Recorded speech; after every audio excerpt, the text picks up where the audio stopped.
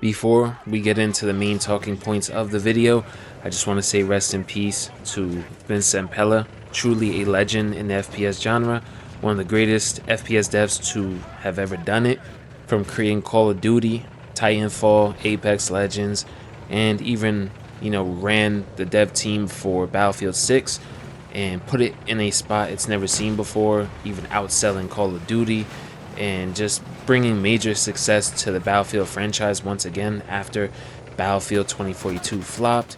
Unfortunately, he died in a car accident.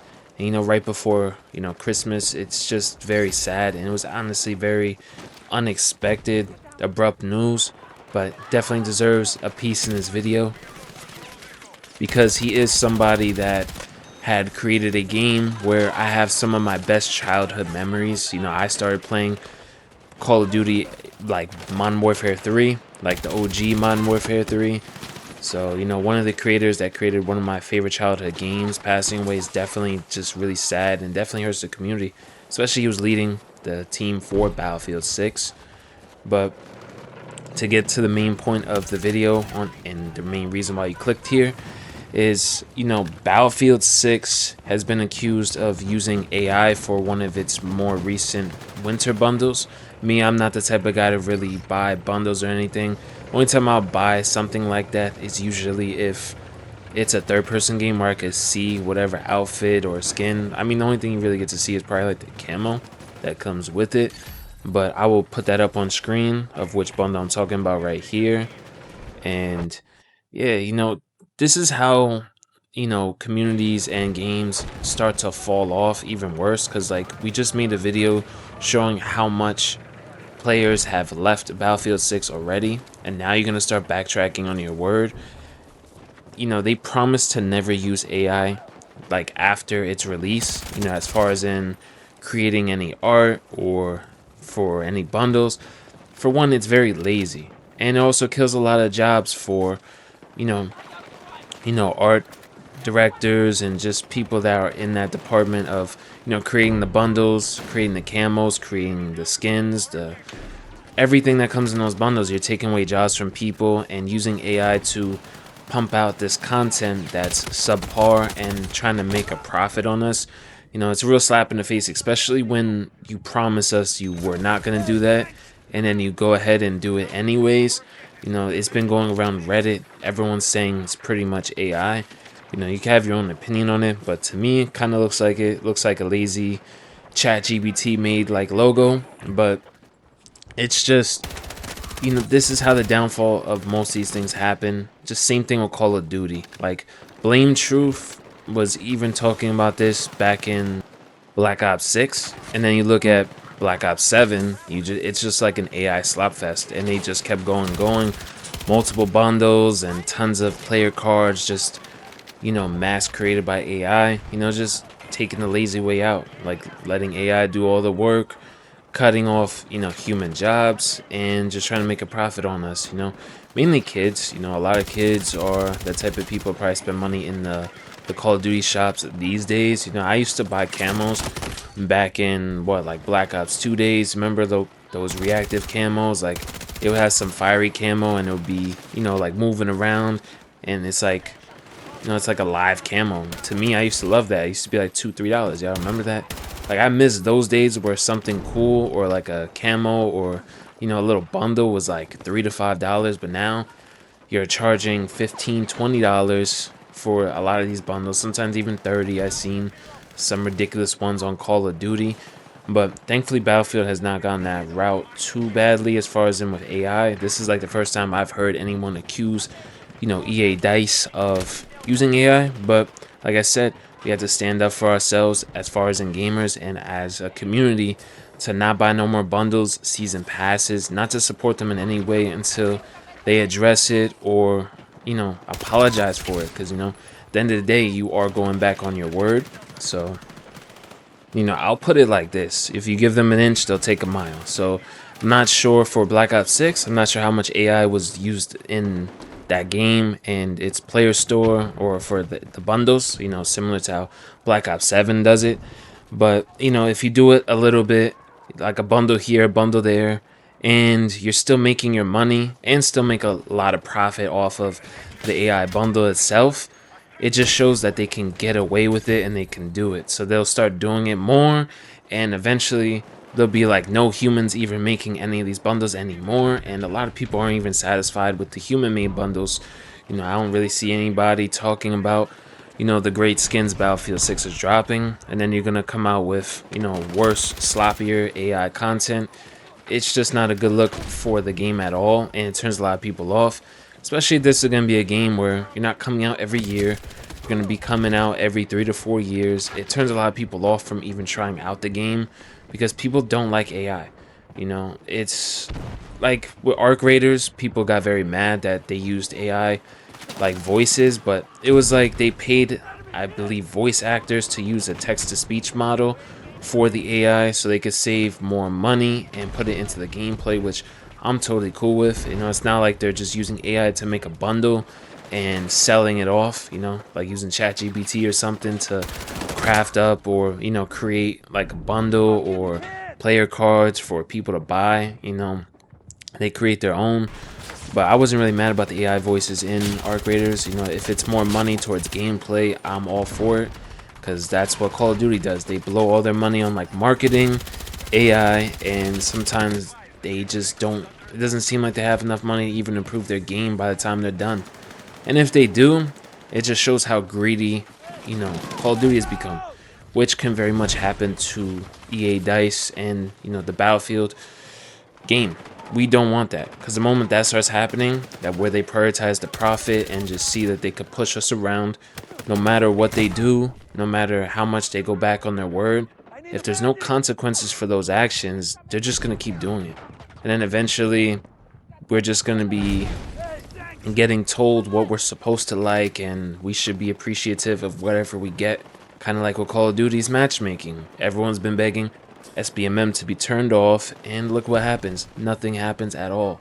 They turned it off, and they did a rug pull where pretty much when everyone got their pre-orders locked in, by the time the game came out, SBMM started getting cranked up. Before you say skill issue, these questions were asked to pro players like Optic Scump, Nade Shot, a couple other guys I can't really name. I don't really watch Call of Duty content creators or pros that much anymore, but they said it's been cranked up like crazy, especially after the beta.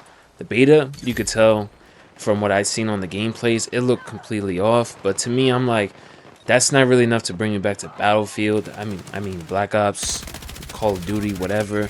It's become, for the simple fact of, still not innovating in any type of way. You could still close a door and like hide behind it, even though you're shooting rockets at it or whatever you're doing. To me, I can't believe Call of Duty has no realism to it, or they don't even try to have some realism to it. It's like, feels like a pretend military sim. It would be cool to have some destructible environments. They experimented with that back in like Call of Duty Ghosts, where you would shoot certain things and it would fall over. I thought those things were coming when I was younger. I thought they were going to be trying to do something like Battlefield, where you can blow up buildings and everything like that. But I'm glad I got Battlefield 6, honestly, because I'd rather support and play Battlefield than to play Call of Duty, bro. Like, that Call of Duty is just so, it's just gone. It has no desire to be the best game anymore. And once a game loses its desire and passion to be the best, and that competition, like, even with the competition, they still rug pulled with the skill-based matchmaking. They cranked it up as soon as they made their money. And unfortunately, with Vince, passing on, it almost feels like the end of an era. Like most of the guys I remember making Black Ops, making the Modern Warfare games. You have like guys like Mark Rubin. I forget, there's some other guys. David Vandahar, I believe. That was the guy in Treyarch. Like, all these guys don't even they're not even on the Call of Duty team anymore at all. They don't work at Treyarch. They don't work at Infinity Ward.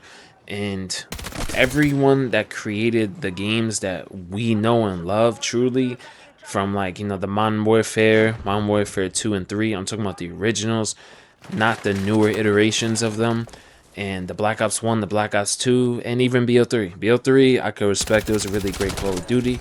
It wasn't my type of game because, the jetpacking and everything.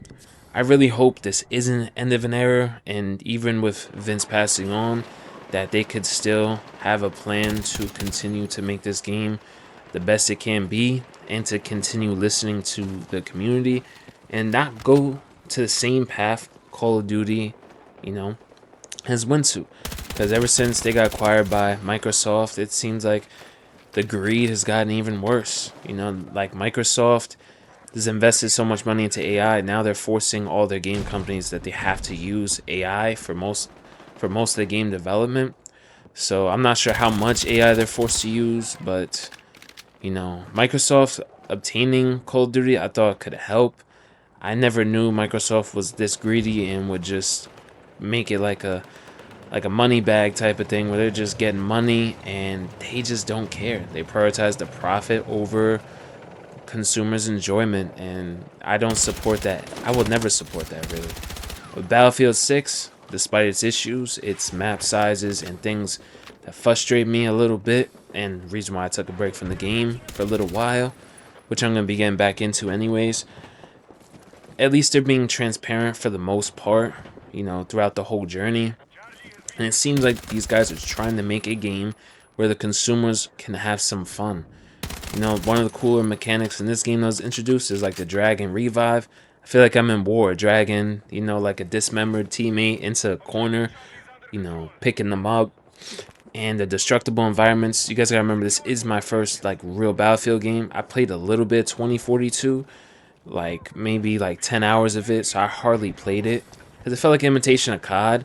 Like there was no crazy destructible environments, and it felt like a cheap version of COD or something, you know, and it didn't feel right. It felt like a knockoff, like a Temu version of Call of Duty. And Battlefield does the best when it's trying to be Battlefield. So whenever I'm complaining about anything, I just want this game to be as Battlefield as it can be. I want it to be its own game, its own thing. And I think it owning that is going to be the big key to having major success in the future, you know? Like, I look at Eastwood, and I feel like they're learning their lessons and listening to us that we want bigger maps. They're even thinking about changing up some of the maps. I heard it was like more like they're looking at it. It's not like confirmed, but they definitely are thinking about probably maybe even doing what I was recommending, maybe like reworking some of the maps. So taking some of the smaller maps, maybe adding some subsections in between some areas to, you know, make it feel more spaced out, especially because it is a 64 player lobby most of the time. I'd be playing like Conquest and it's 32 versus 32. This, like, these map sizes feel like a 16 versus 16 at best. I mean, some of these maps, it feels like you can even run like just TDM, like a 8v8 or something, and it would still feel normal. But when you cram 32 versus 32, you're gonna be getting shot at like 5 different angles, and yeah, you'd be driving a tank for like what, like 10 feet, and you're getting like shot down already. You could barely take off with a plane because people could already see you with like, you know, anti-air weapons like across the map as soon as you like take off. Like, it shouldn't be like that. I've seen a lot of the old school maps. As long as they go with more of these Eastwood type maps, I think it'll be perfect. But let me know what you guys think in the comments down below on how you feel about, you know, possible AI bundles being in Battlefield 6 when they promised they were not going to do so. You know, to me, hopefully they address it and we could just move on, and that's it. Hope you guys enjoyed the video.